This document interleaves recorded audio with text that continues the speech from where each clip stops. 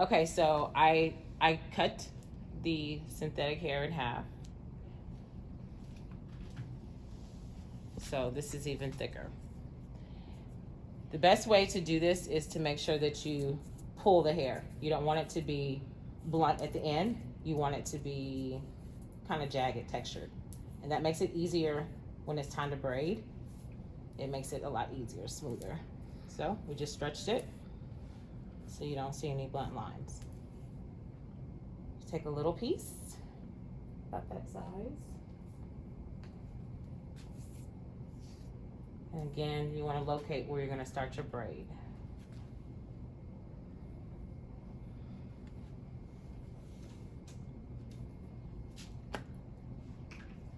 We're going to use the spritz to give it some type of tackiness. So you just kind of spray a section at a time. Get it throughout the hair.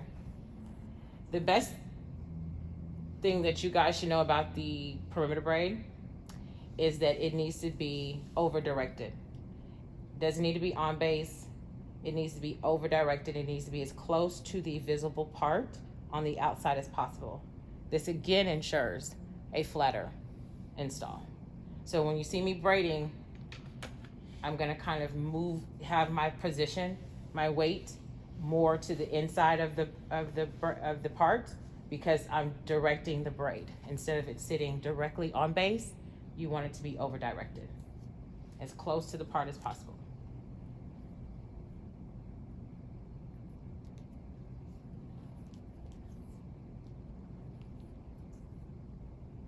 So I will move my body to the inside just to remind me as I'm braiding that it's important for me to keep the braid as close to the part as possible. And when we start installing, you'll see why that is so important.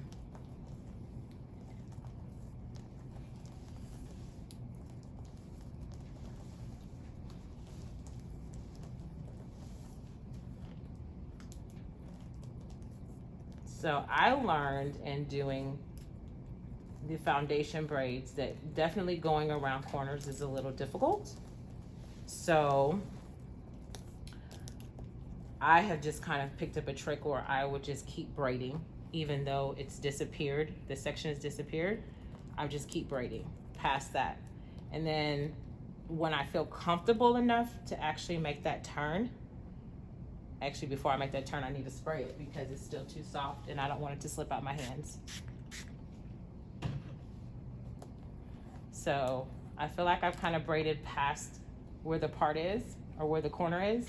So I'm just gonna swoop it back over this way. She needs to be a little bit more sturdy.